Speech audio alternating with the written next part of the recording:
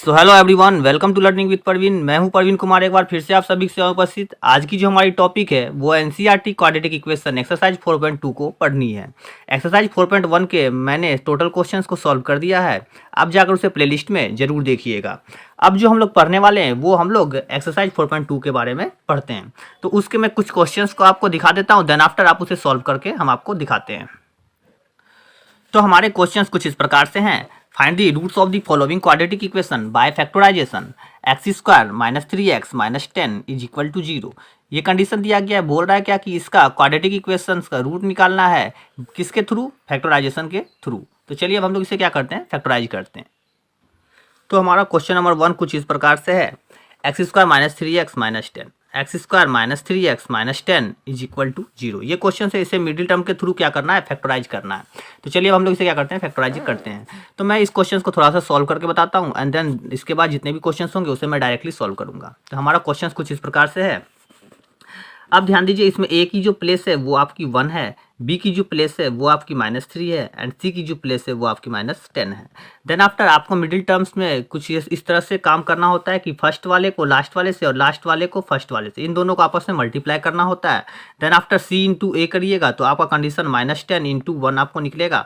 Then after -10 and then 10 की आप जब फैक्टराइजेशन करते हैं तो 2 5 जा 10 एंड 5 से किया 5 1 जा 5। तो आपकी जो फैक्टर निकल गई वो निकली है 2 5 एंड 1।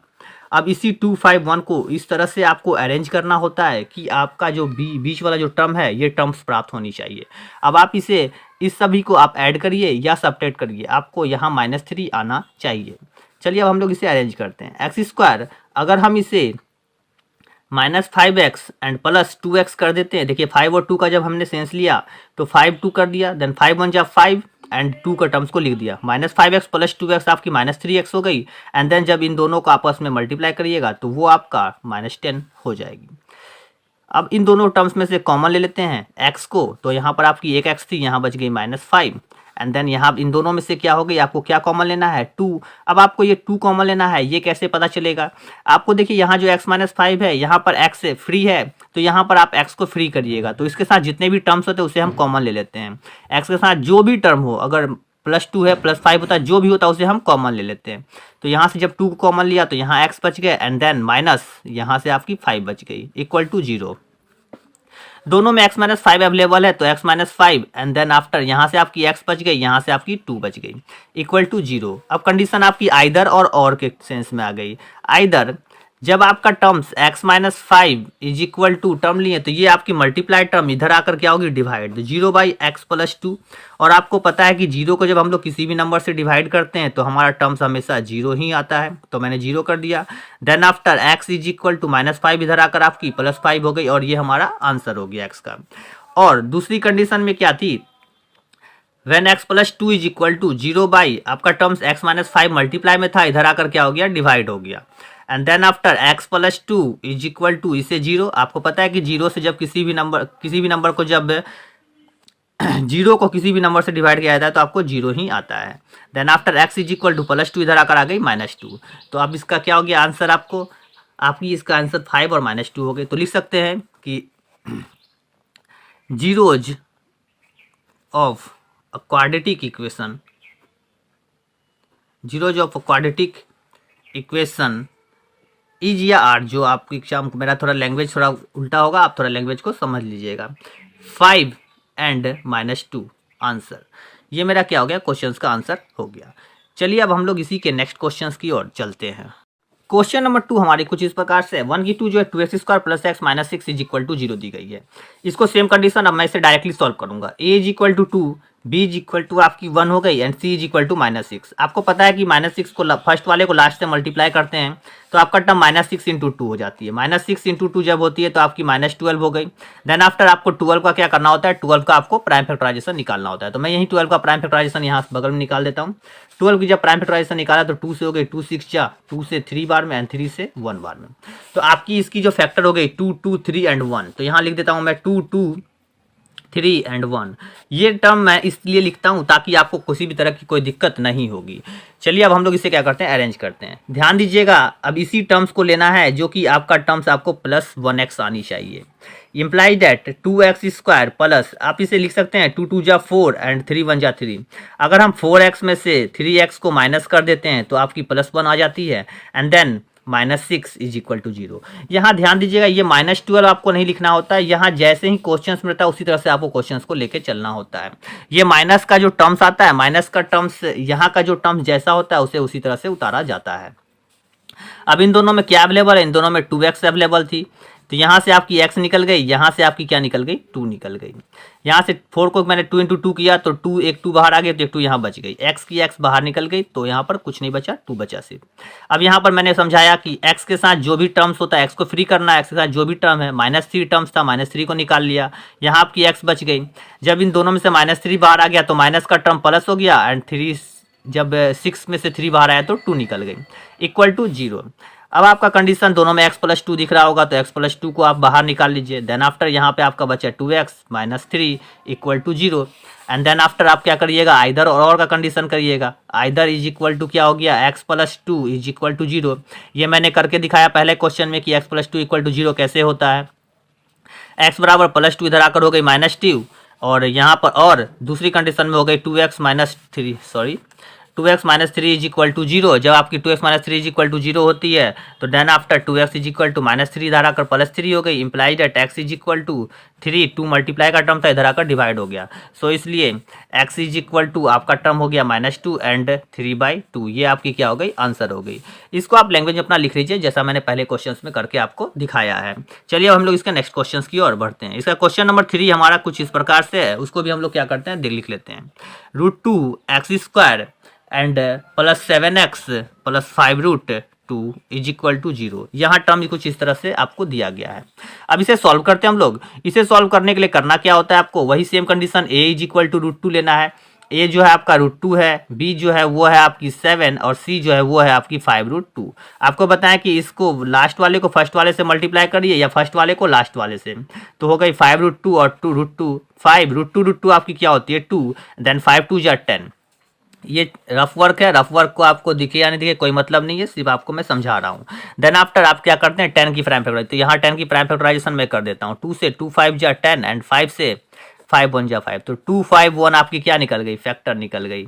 2 5 1 आपकी फैक्टर निकल गई। देन आफ्टर आप इसे कुछ इस तरह से लिख दीजिए, √2x²।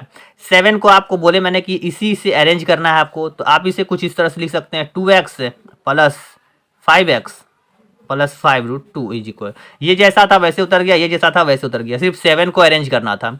तो मैंने इस टर्म से एक को 2x लिया और 5x लिया, जब इन दोनों को आपस में ऐड किया तो 7x आपकी टर्म्स निकल कर आ जाती है।